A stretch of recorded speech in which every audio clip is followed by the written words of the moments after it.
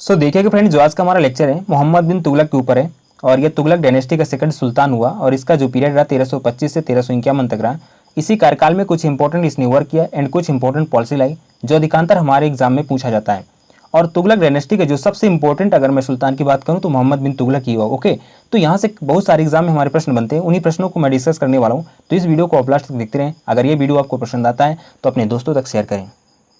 देखिए कि फ्रेंड, जो मोहम्मद बिन तुगलक था, ओके, ये गयासुद्दीन तुगलक का पुत्र था एंड अपने पिता की हत्या करवाता है एंड खुद ही गद्दी पर बैठ जाता है 1325 में और जो शासन करता है 1351 तक।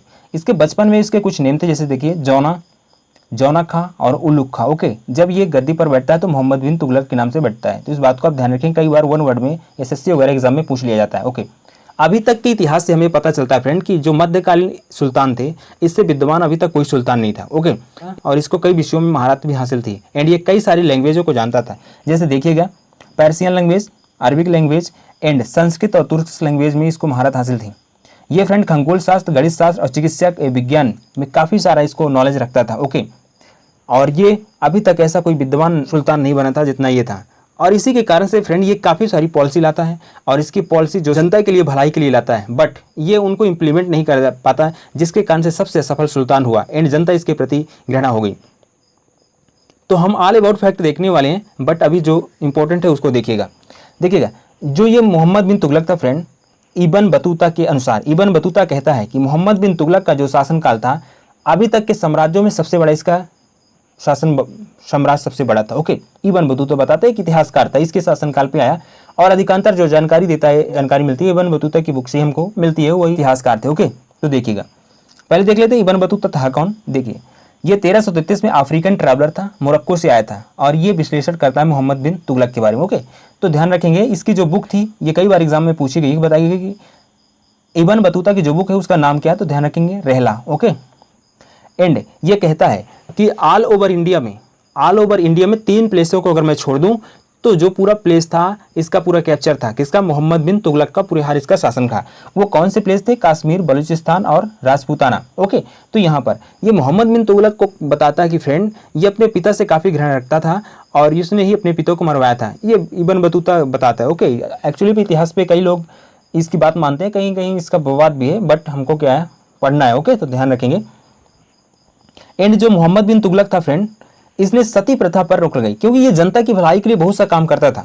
मैं बता रहा हूँ ना, बहुत से काम करता था लेकिन इम्प्लीमेंट नहीं कर पा रहा था। उसी कारण से इसने बहुत से सिस्टम चलाए हैं जो कि जनता के लिए भलाई के थे। इसी में एक सिस्टम था, देखिएगा, इसने सती प्रथा पर बैन लगाया और सती प्रथा पर बैन लगाने वाला प्रथम मुस्लिम शासक था। अभी तक किसी ने मुस्लिम शासक ने सती प्रथा पर रोक नहीं लगाई थी, ये फर्स्ट सुल्तान होता। तो इस बात को ध्यान रखेंगे, एग्जाम में पूछा भी गया और पूछा जाता है। ओके, अगला देखिए, पॉलिसी लाया। ओके, और ये पॉलिसी को इसने इम्प्लीमेंट करता है, बट ये पॉलिसी अच्छी तरह से इम्प्लीमेंट नहीं हो पाती जनता के प्रति। ओके, जिस कारण से फ्रेंड इसको जनता क्या कहती है, स्वप्नशील भी कहती है, ये कि रक्त पिपासु भी इसको बोलते, पागल भी बोला जाता है ये। ओके, तो ध्यान रखेंगे, इसको पागल भी जनता बोलती है। तो देखिए, ये सबसे पहले एक पॉलिसी लाता है और कौन सी थी, दोआब के क्षेत्र में कर वृद्धि। ये फ्रेंड दोआब क्या होता है जान लीजिए पहले। 2 नदियों के बीच, ओके, 2 नदियों के बीच, उत्तर जो भारत है फ्रेंड, नॉर्थ इंडिया या गंगा और यमुना के बीच में इसने क्या कर दिया, जो 2 नदियों के बीच का जो क्षेत्र होता है उसे हम दोआब करते हैं। यहाँ पर इसने कर की वृद्धि कर दी, अच्छी भूमि थी और यहाँ पर अच्छा खासा उपजाऊ मिट्टी थी। ओके, तो यहाँ खेती होती थी, बट इसने जैसे ही इंक्रीज ऑफ टैक्स किया, इंक्रीज ऑफ टैक्स में इसने कुछ शर्तें भी रखी थी कि अगर अकाल पड़ जाता तो मैं यहाँ टैक्स नहीं लूँगा या कि कम करूँगा, जैसे भी हो। बट इसने क्या किया कि जैसे ही इसको इम्प्लीमेंट किया फ्रेंड, तो यहाँ पर पड़ जाता है अकाल, ये सूखा। ओके, जिसके कारण से यहाँ के किसानों को किसी प्रकार की आमदनी नहीं होती है और किसी प्रकार की खेती नहीं होती। अब ये करता क्या है कि टैक्स वसूलता है। जब टैक्स वसूलता है तो जनता इसके प्रति आक्रोशित हो जाती है कि इसने ऐसा ऐसा बोला था बट इसने ऐसा किया। ओके, तो जनता में बहुत सी इसके प्रति घृणा पैदा हो जाती है, जिसके कारण से जनता इसको पागल या पिपासु या स्वप्नशीली ऐसा इसको बोलती है। ओके, तो ध्यान रखेंगे आप। एंड इसका ये जो पॉलिसी थी फ्रेंड, ये पूरी तरह असफल हो गई और इसको वापस लेना पड़ा। देखिएगा, सेकंड जो हुआ, इसने सेकंड जो पॉलिसी लगाई, मूवमेंट ऑफ राजधानी। इसने राजधानी का क्या किया, परिवर्तन किया, मूवमेंट ऑफ कैपिटल। इसने अपनी राजधानी को परिवर्तित किया।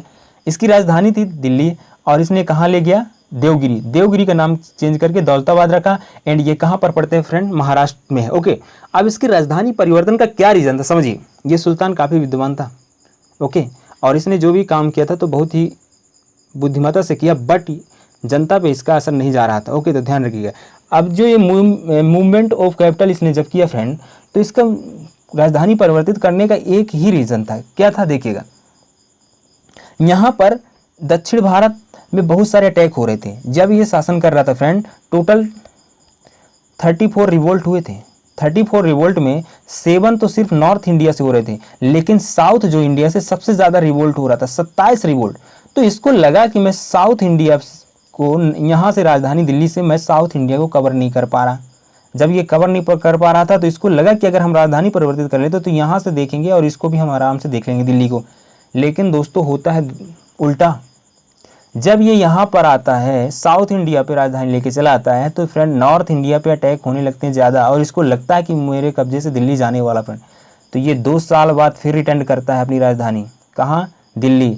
अब देखिएगा, जब ये दिल्ली से देवगिरी आया था फ्रेंड, तो देवगिरी जब ये आया था तो ये अपने साथ कैपिटल तो ठीक है परिवर्तित किया, लेकिन वहाँ की जनता को भी पूरी रिप्लेस कर दिया, जिसके कारण से जनता में बहुत सा आक्रोश फैल गया यहाँ। और इसने पूरी कैपिटल तो ऐसे ही ट्रांसफ़र होगी नहीं, पूरा जो प्रशासनिक होगा पूरा उसको ट्रांसफ़र करना पड़ेगा, तो इसने पूरा किया। इसका बहुत सारा धन खर्चा हो गया और इसको कुछ नहीं मिला है। ओके, तो ये जो इसका मिशन भी क्या हो गया, फेल हो गया। अगला ये लाया टोकन करेंसी। इसने अगली जो पॉलिसी लाई टोकन करेंसी, इसने सकेतिक मुद्रा का प्रचलन। देखिएगा, अदर जो कंट्री रहती, जैसे मैं आपको बोलूँ चीन वगैरह में, यहाँ सकेतिक मुद्रा अच्छी तरह से चल रही थी।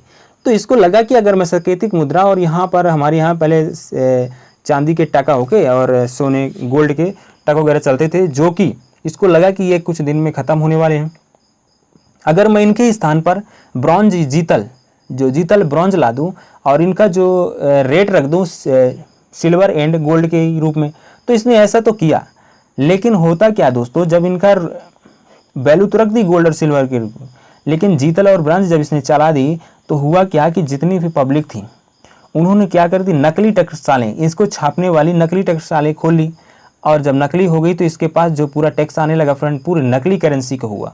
ओके, तो जब नकली करेंसी पूरी भर गई कंट्री पे, तो हुआ क्या फ्रेंड कि इसको बहुत सारे धन का लॉस हो गया, जिससे जनता में इसके प्रति क्या हो गया, आक्रोश हो गया। इसने बिल्कुल समझिए कि वैल्यू ही नहीं रह गई पैसा की, क्योंकि हर व्यक्ति टकसाल खोल के रख गया था और हर व्यक्ति के पास पूरी इनकम आ गई थी। तो ये जो इसका मिशन था ये भी पूरी तरह से क्या हो गया, फेल हो गया। ओके, एंड जो अगला इसका मिशन या पॉलिसी थी फ्रेंड, ये क्या था, इसने फेलियर ऑफ खुरासन एंड कराचिन मिशन। ओके, ये खुरासन एंड कराचिन मिशन पर जाता है। इसको लगता है कि मैं वहाँ से बहुत सारा कब्जा कर एंड वहाँ से धन लूट के ला सकता हूँ। लेकिन होता क्या फ्रेंड, वो जो एरिया था काफ़ी डिफ़िकल्ट था, वहाँ इसकी सेना जाना नहीं चाहती थी, कि जा रही थी, तो काफ़ी डिफ़िकल्ट एरिया था। तो ये उनको 1 साल का एडवांस वेतन दे देता है, और जब ये जाते हैं तो वहाँ कुछ नहीं मिलता इनको। ओके, एंड बहुत से सैनिक तो वहीं मर के रह गए। यहाँ तक बताया जाता है कि पूरे ही सैनिक मर गए, 8 से 10 अधिकारी सिर्फ बच के आए थे। ओके, तो इसका ये भी मिशन क्या हुआ, पूरी तरह फेल हुआ। ना तो इसे कुछ प्राप्त हुआ, ना ही कुछ इसे वहाँ हाथ लगा, तो इसको बहुत सारा लॉस हुआ धन का। ओके, एंड होता क्या है कि 1391 में इसने रिवोल्ट ऑफ थड्डा, सिंध में है फ्रेंड, थड्डा कहाँ पड़ता है, सिंध में, इसको कंट्रोल करने के लिए जाता है और वहाँ पर ये बीमार हो जाता है। बीमार होने के कारण इसकी क्या होती जाती है, मृत्यु हो जाती है। तो इसकी मृत्यु पे एक इतिहासकार था, उस इतिहासकार को आप ध्यान रखेंगे, बदयूनी लिखता है कि लोगों का इससे और इसे लोगों से क्या हो गई, स्वतंत्रता मिल गई। ओके, तो ये काफ़ी फेमस सुल्तान तो हुआ, बट दोस्तों अभी तक इसने कोई भी पॉलिसी इंप्लीमेंट नहीं कर पाई थी, इसलिए इसे पागल भी बोला जाता था।